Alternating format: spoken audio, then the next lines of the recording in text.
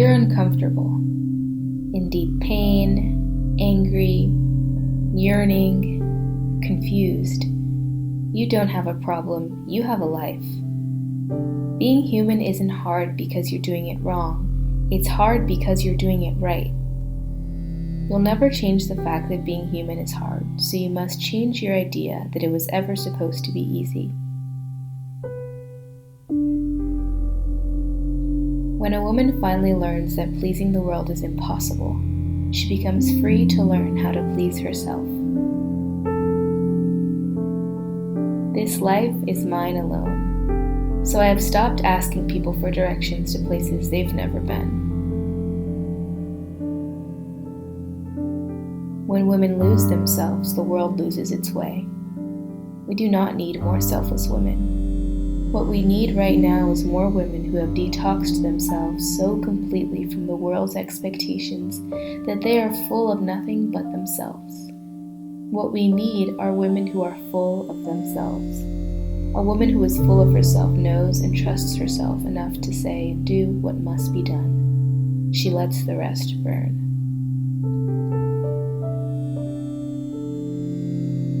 This is the most revolutionary thing a woman can do. The next precise thing, one thing at a time, without asking permission or offering explanation. I will not stay, not ever again, in a room or conversation or relationship or institution that requires me to abandon myself. There is no greater burden on a child than the unlived life of a parent. Privilege is being born on third base. Ignorant privilege is thinking you're there because you hit a triple. Malicious privilege is complaining that those starving outside the ballpark aren't waiting patiently enough. The beauty industry convinces us that our thighs, frizz, skin, fingernails, lips, eyelashes, leg hair, and wrinkles are repulsive and must be covered and manipulated, so we learn to not trust the bodies we live in. They convinced us to be afraid of ourselves, so we do not honor our own bodies, curiosity, hunger, judgment, experience, or ambition. Instead, we lock away our true selves. Women who are best at this disappearing act earn the highest praise. She is so selfless. Can you imagine? The epitome of womanhood is to lose oneself completely. That is the end goal of every patriarchal culture. Because a very effective way to control women is to convince women to control themselves. You must always disappoint others before you disappoint yourself. When a woman finally learns that pleasing the world is impossible, she becomes free to learn how to please herself.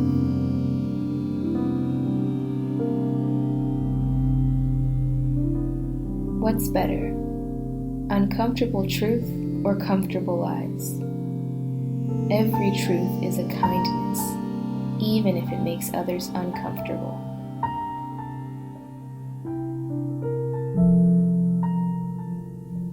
People will like me or not, but being liked is not my one thing. Integrity is. I'm willing to lose anything that requires me to hide any part of myself.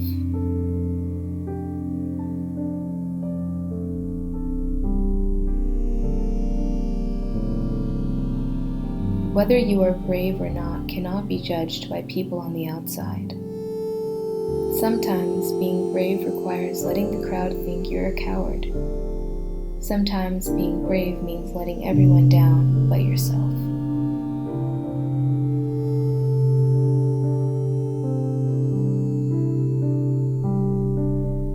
A broken family is a family in which any member must break herself into pieces to fit in.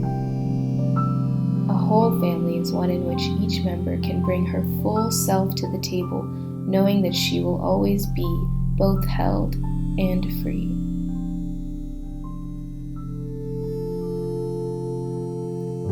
Feeling all your feelings is hard, but that's what they're for. Feelings are for feeling. All of them. Even the hard ones.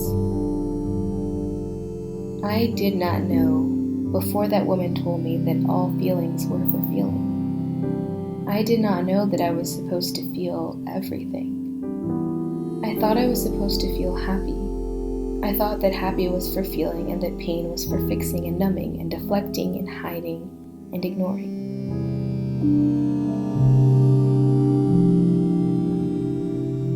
We all seem to function in the exact same way. We hurt people and we're hurt by people. We feel left out, envious, not good enough, sick and tired. We have unrealized dreams and deep regrets. We are certain that we were meant for more and that we don't even deserve what we have. We feel ecstatic and then numb. We wish our parents had done better by us. We wish we could do better by our children. We betray and we are betrayed. We lie and we are lied to. We say goodbye to animals, to places, to people we cannot live without. We are so afraid of dying. Also, of living. We have fallen in love and out of love, and people have fallen in love and out of love with us. We wonder if what happened to us that night will mean we can never be touched again without fear. We live with rage bubbling. We're sweaty, bloated, gassy, oily. We love our children. We long for children. We do not want children. We're at war with our bodies, our minds, our souls. We're at war with one another. We wish we'd said all those things while they were still here. They're still here and we're still not saying those things. We know we won't. We don't understand ourselves. We don't understand why we hurt those we love. We want to be forgiven. We cannot forgive. We don't understand God. We believe. We absolutely do not believe. We're lonely. We want to be left alone. We want to belong. We want to be loved. We want to be loved. We want to be loved.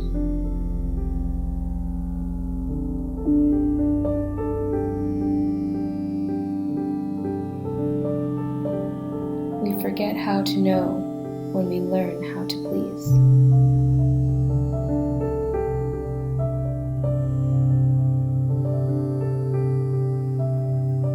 Hard work is important, so are play and non-productivity. My worth is tied not to my productivity, but to my existence. I am worthy of rest.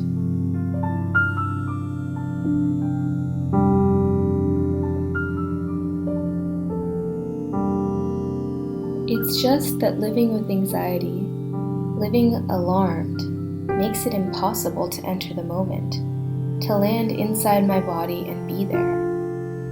I cannot be in the moment because I'm too afraid of what the next moment will bring. I have to be ready.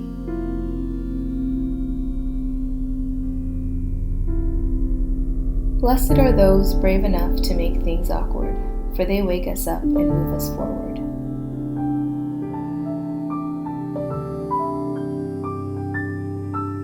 It's not the cruel criticism from folks who hate us that scares us away from our knowing.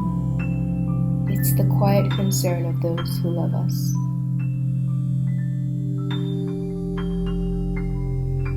You are not here to waste your time deciding whether my life is true and beautiful enough for you. You're here to decide if your life, relationships, and world are true and beautiful enough for you.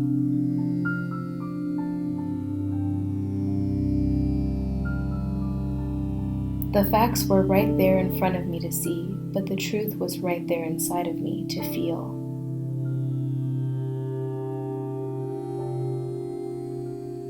My children do not need me to save them. My children need to watch me save myself. Love is the opposite of control. Love demands trust.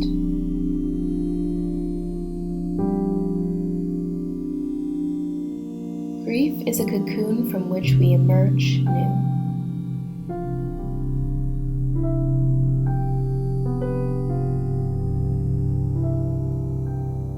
To me, faith is not a public allegiance to a set of outer beliefs, but a private surrender to the inner knowing.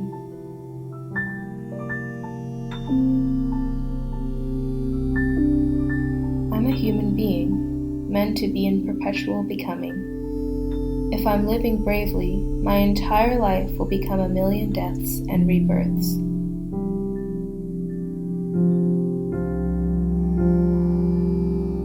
People aren't changing, after all. It's just that for the first time, there's enough freedom for people to stop changing who they are.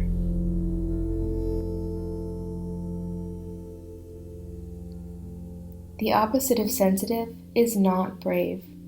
It's not brave to refuse to pay attention, to refuse to notice, to refuse to feel and know and imagine. The opposite of sensitive is insensitive, and that's no badge of honor.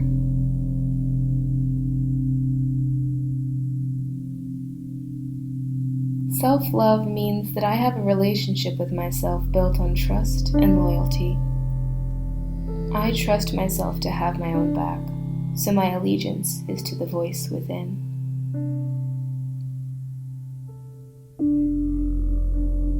I will continue to become only if I resist extinguishing myself a million times a day.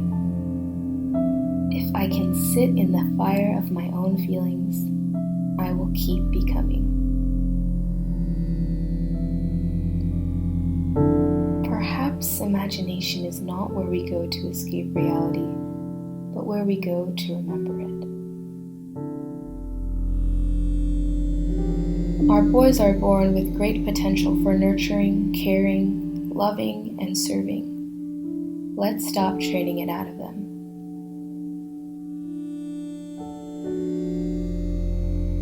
In my 30s, I learned that there is a type of pain in life that I want to feel.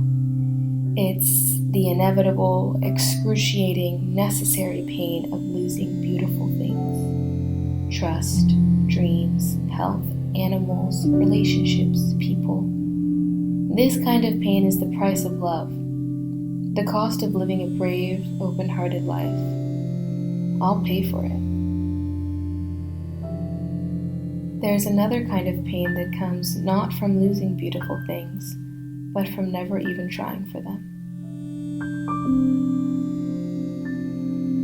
What the world needs is more women who have quit fearing themselves and started trusting themselves. What the world needs is masses of women who are entirely out of control.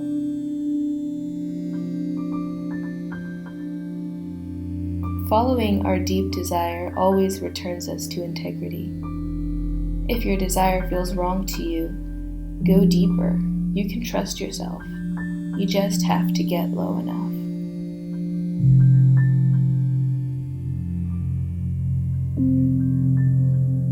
Maybe Eve was never meant to be our warning. Maybe she was meant to be our model.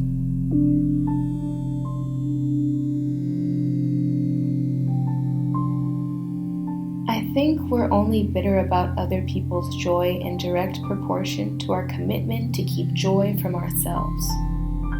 The more often I do things I want to do, the less bitter I am at people for doing what they want to do.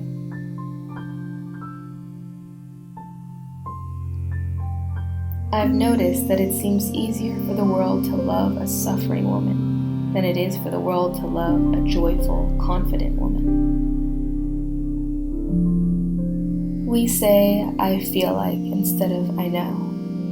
We ask if our ideas make sense instead of assuming they do. We apologize for everything. Conversations among brilliant women often devolve into competitions for who wins the trophy for hottest mess.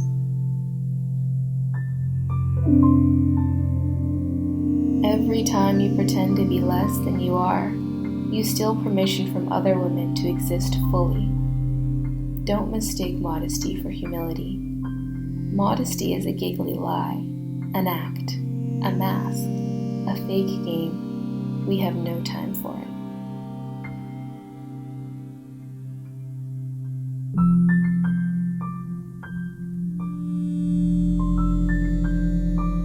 When we let ourselves be moved, we discover what moves us. Heartbreak is not something to be avoided, it's something to pursue. Heartbreak is one of the greatest clues of our lives.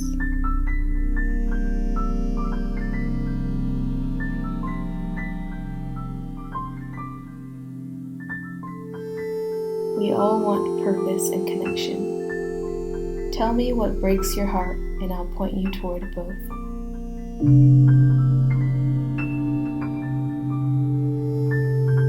We all believe our religious beliefs were written on our hearts and in the stars. We never stop to consider that most of the memos we live by were actually written by highly motivated men.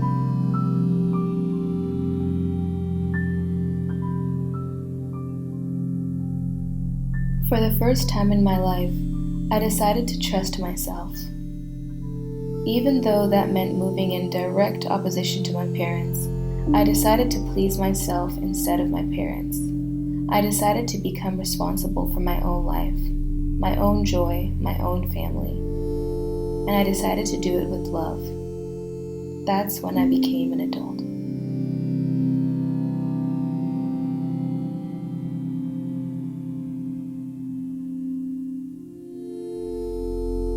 Being an American boy is a setup. We train boys to believe that the way to become a man is to objectify and conquer women, value wealth and power above all, and suppress any emotions other than competitiveness and rage. Then we are stunned when our boys become exactly what we trained them to be.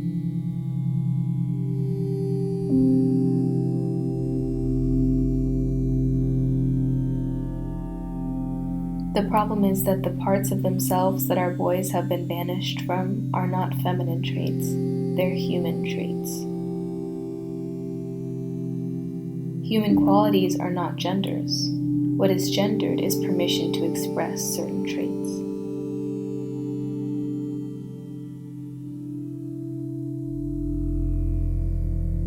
The moment after we don't know what to do with ourselves is the moment we find ourselves. Right after itchy boredom is self-discovery, but we have to hang in there long enough without bailing.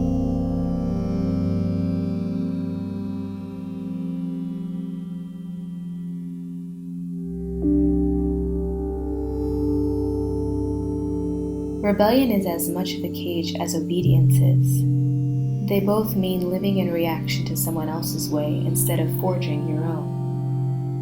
Freedom is not being for or against an ideal, but creating your own existence from scratch.